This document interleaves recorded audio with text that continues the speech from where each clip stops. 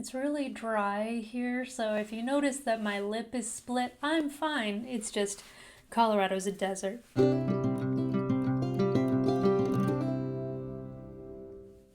Welcome back to my channel. This is Carly Stevens Books.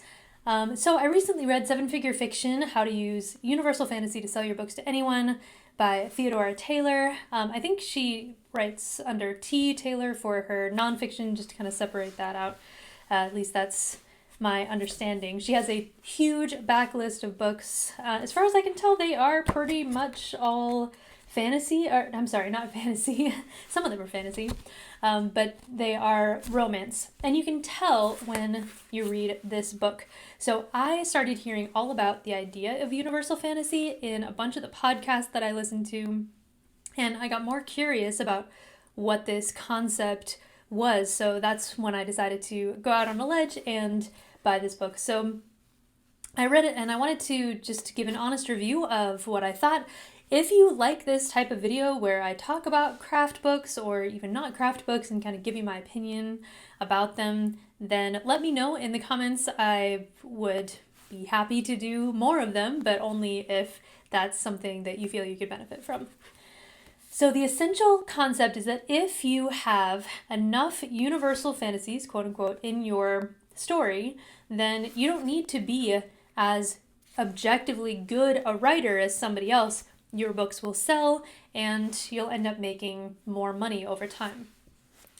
So universal fantasy, according to Taylor, is something that is a fantasy of people who are reading the story. So what is the butter, as you can tell on the cover, that kind of makes the whole dish of the story taste good?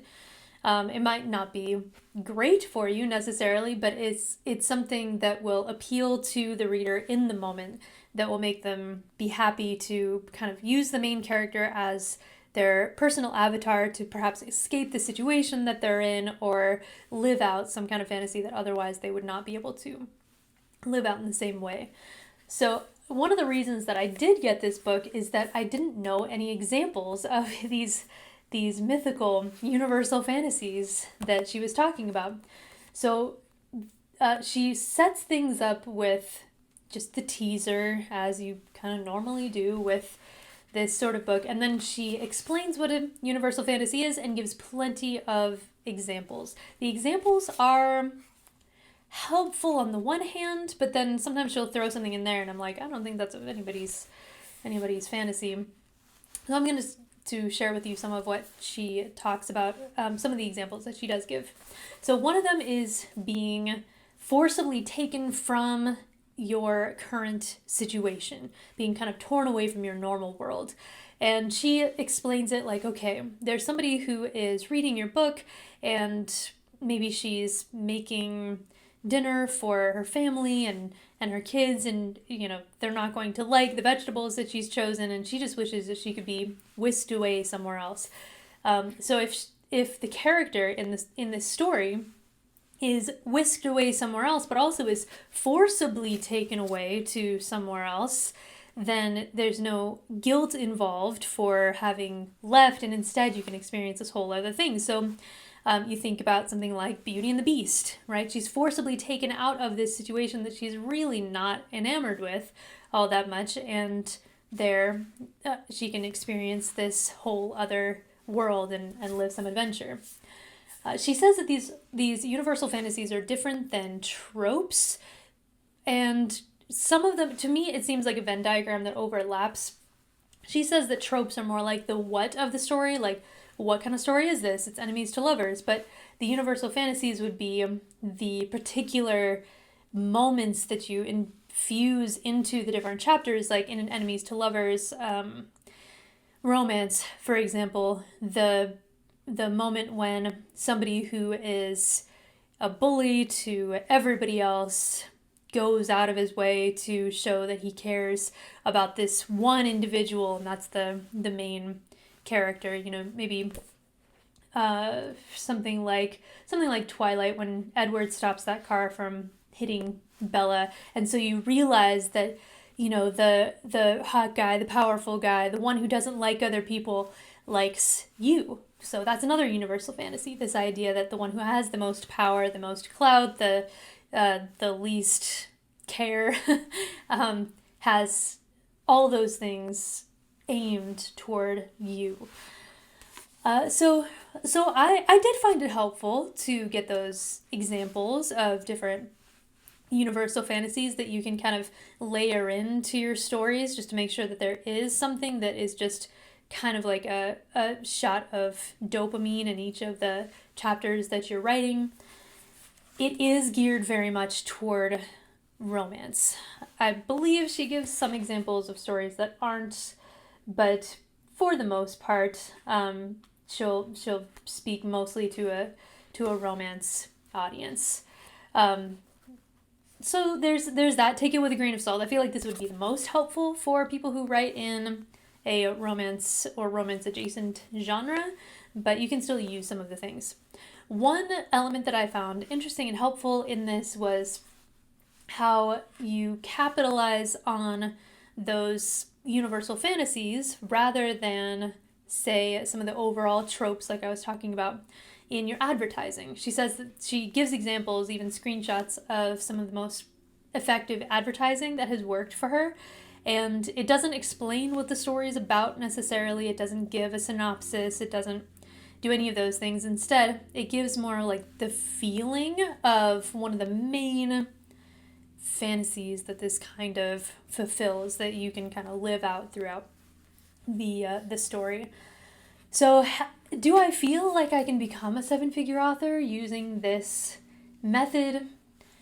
I would say no. It has a lot of helpful ways to kind of reframe how you write and make sure that there is something kind of juicy in each of the chapters, but I felt like some of it was also pretty ambiguous, and some of these quote unquote fantasies did not seem universal to me. Like, sure, you could find a large audience for certain things, but are they universal? Maybe being taken out of your current situation when it becomes boring, or you aren't appreciated. I feel like that's fairly universal, certainly at different points in people's lives. Sure, absolutely. Variations of that are just going to resonate, and that's how it is. Or proving to a parent that you are capable of independence and now they respect you. Like, that's a pretty universal thing. Whatever kind of relationship you currently have with your parents, you can resonate with that and be like, oh, the feels. But there are others in here. I'm not gonna get too much into some of the more the niche romance genres that she explains here, just because I'm not sure that I want to take the channel in a direction where I would speak explicitly about these things. But you think about some of those niche genres where maybe you don't have humans, for example, and that is considered one of the universal fantasies. And I don't know that it's universal. I'm gonna argue against that. So this was one of those books where you read it and you're like, okay, I already knew that, but I didn't know that I knew it, so now I can intentionally use some of these ways of thinking to just check my books and check my ads. I don't do all that many ads, but I do ad style things on TikTok. Like, what are people going to respond to? What do they like? And this gave me some new ways to think about that. So is it worth it? Sure. I'll say yes, it was. Is it the magic bullet that's going to allow you to suddenly become super successful? I guess it depends on how you use it, what genre you have, and that kind of thing. This is also good for genre writers. It is a very focused on, it's financially focused. There we go. It's financially focused mode of thinking about story. It's not so much about craft. In fact, it's not really about craft at all. The intricacies of writing well. It's more like what will sell. Like why is Nicholas Sparks such a popular writer when he's objectively not a very good one? What is it that keeps people coming back and coming back and coming back?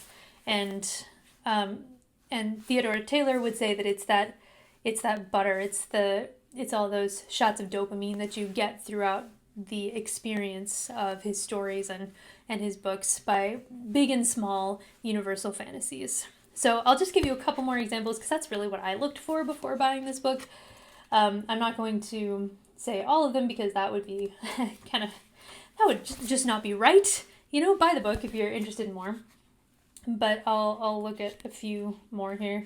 Whenever the reader gets to say, I was right, they put something together before people realize it, that would be one. Shelter from the storm or cold, you go through some stormy event and you find relaxation and comfort and safety at last.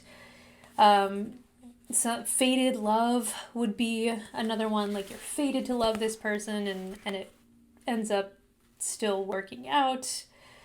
Let's give one more here.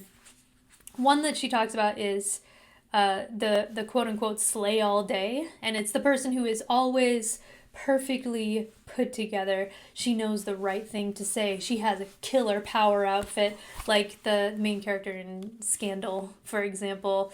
Or you can look at tons of people who are like that in different shows and stuff, because there is this desire to be the one who is always perfectly put together and they look good, they sound good. Are they, borderline perfect in those ways? Yeah, maybe, but also you're living out this universal fantasy through that. So I hope that this helped you to make up your mind. If you want to look more closely at Theodora Taylor's work, she definitely has some helpful insights in here. So that is just my honest opinion about the pros and cons of this book and the system that she suggests for how to sell your books to anyone. What are those universal fantasies that your readers really want, and just capitalize on those. Yeah, so again, let me know if you want more review kinds of videos. I'd be happy to do more of those, or I can go back to more of the stuff that I was doing before. So that's all. Like this video if you like it. Do not forget to subscribe to Carly Stevens Books, because there is a ton of indie author life, writing, and publishing on the way. Until next week, bye.